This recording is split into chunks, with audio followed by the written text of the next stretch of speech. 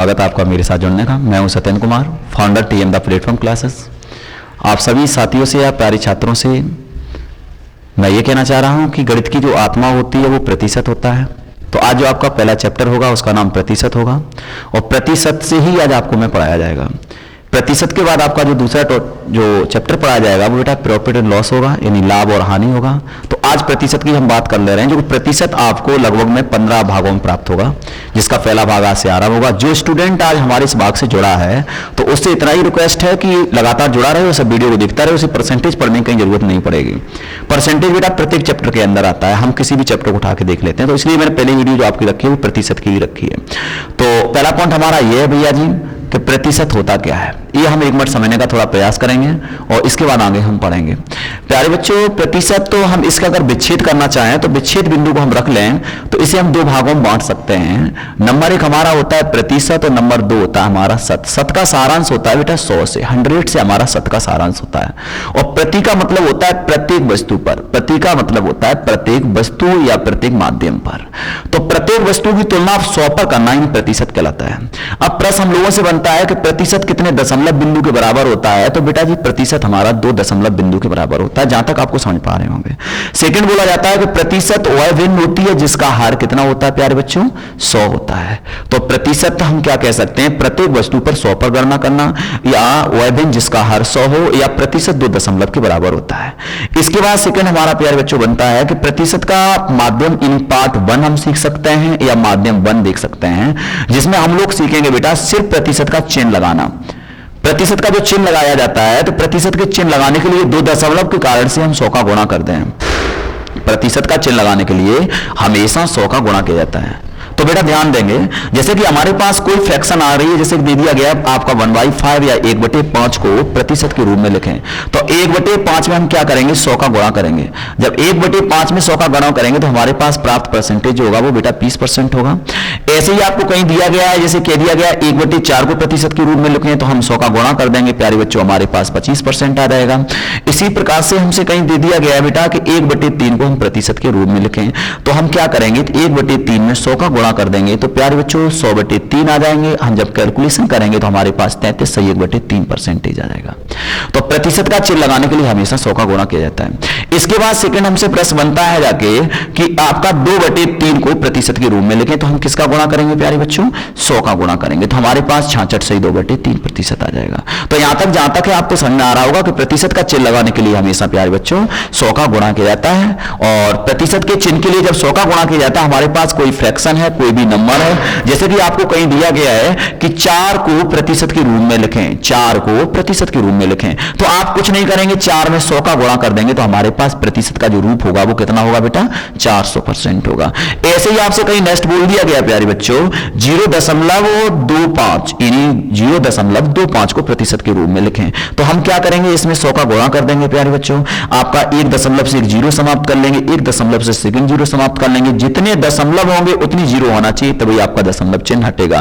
क्योंकि आपको पता है इसका दशमलव खत्म करने के लिए ऊपर 100 नीचे 100 का गुणा करते हैं, तो इसलिए आपके यहां जितने दशमलव होगा उतनी जीरो खत्म होगा। 1% से 2 दशमलव समाप्त होते हैं, आप सीधा मतलब समझ रखेंगे।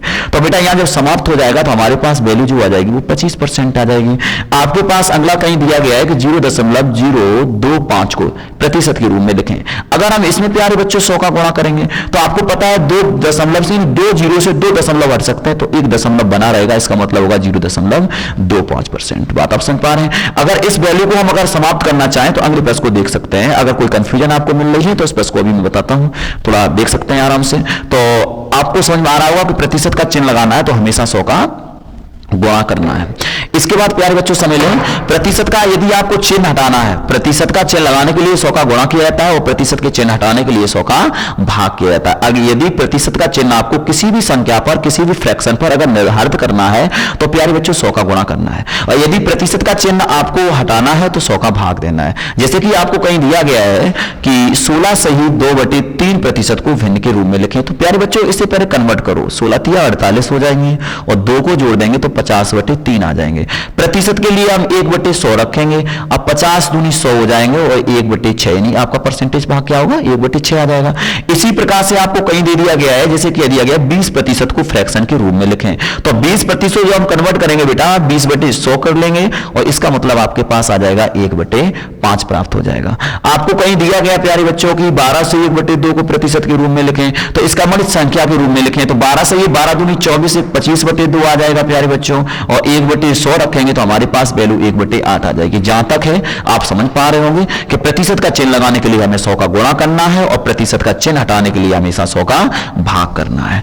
इसके बाद सेकंड हम लोगों के पास वैल्यू बनती है कि प्रतिशत वह भिन्न होती है जिसका हर क्या होता है प्यारे बच्चों, 100 होता है। तो प्रतिशत का चिन्ह लगाना है तो 100 का हम गुणा कर देंगे, हटाना है 100 का भाग देंगे। यहां तक आप समझ पा रहे होंगे। इसके बाद पार्ट 3 में हमारे पास वैल्यू कौन बनती है उसे आप ध्यान देंगे।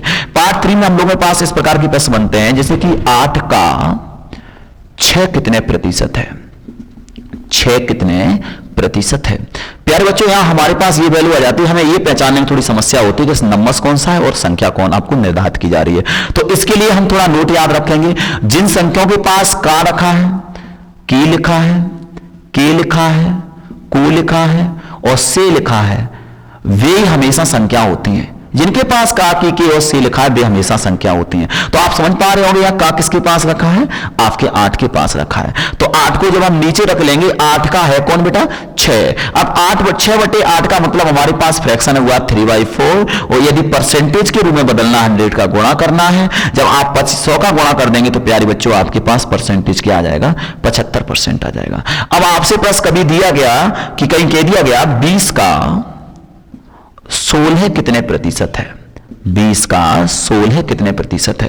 तो आपको कुछ नहीं करना है, यहां 16 20 के पास का लगा, इसे नीचे लिखना है, ऊपर 16 लिखना है, प्यारे बच्चों गुणा 100 का कर देना है। तो आपको यहां परसेंटेज वैल्यू निकालेंगे जाके, तो आपके पास कितने परसेंट आ जाएगा प्यारे बच्चों, आपके पास 80 आ जाएगा। कैसे आ जाएगा, 20×5 100 हो जाएंगे और 16×5 80 हो जाएंगे। इसी प्रकार से आपको कहीं दे दिया गया कि 40 से 50 कितने प्रतिशत कम है। कम और अधिक कभी भी किसी भी प्रश्न के अंदर, परसेंटेज का प्रश्न है या किसी भी प्रश्न है, आपको कहीं भी कम अधिक यूज हो रहा है, ज्यादा कम यूज हो रहा है, तो आप कंफर्म कर लें कि जो वैल्यू आपको दी वो दोनों की डिफरेंस है, दोनों का अंतर है। तो यहां दोनों का जो अंतर हम देखेंगे प्यारे बच्चों 10 आ जाएगा, और यहां से किसके पास रखा है 40, तो 40 नीचे रख देंगे। गुणा किसका करेंगे प्यारे बच्चों, 100 का गुणा करेंगे। तो यहां 0 से 0 जब समाप्त कर देंगे तो हमारे पास परसेंटेज वैल्यू प्यारे बच्चों 25 आ जाएगी। इसी प्रकार से सेकंड आपको दिया गया होगा, जिसे कह दिया जाएगा 50 से 30 कितने प्रतिशत कम है, 50 से 30 कितने प्रतिशत कम है। तो हम क्या करेंगे, 50 वैल्यू को नीचे रख देंगे, इन दोनों के बीच डिफरेंस कितना हुआ 20 हुआ, ऊपर 100 का गुणा कर देंगे, तो हमारे पास आंसर कितना आएगा छात्रों, 40% आ जाएगा। यही कंडीशन हमारे नेक्स्ट प्रश्नों के साथ चलती रहेगी कि आपको जिनके पास से लिखा उसे नीचे लिखना है, के का लिखा उसके नीचे लिखना है, के लिखा उसे भी नीचे लिखना है, का की के और से लिखा है उन संख्याओं को हमेशा क्या करना है प्यारे बच्चों, नीचे लिख देना है। अगर कम और ज्यादा लिख रहा है तो उसे हमेशा क्या करेंगे, डिफरेंस करके वैल्यू को हम रख देंगे। जैसे कि हमारे पास इसी लेवल में कोई करेक्शन दिया जाए, जैसे कह दिया जाए 1/3 का 1/6 कितने प्रतिशत है, 1/3 का 1/6 कितने प्रतिशत है।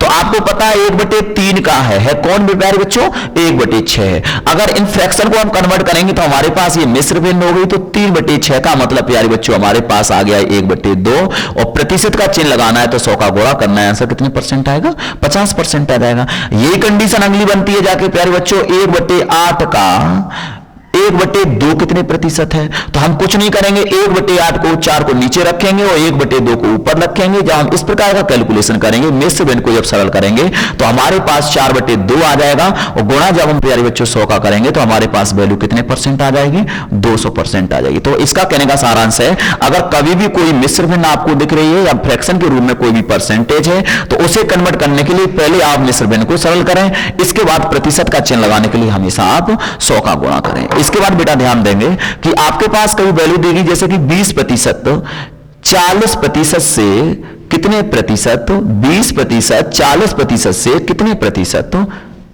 कम है।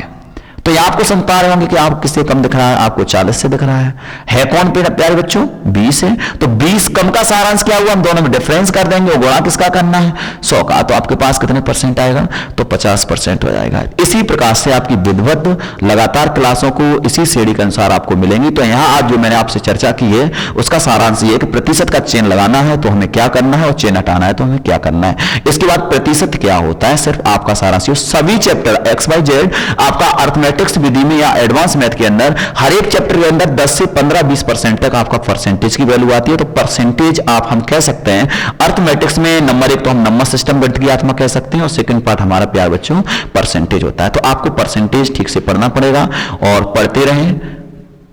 नमस्कार।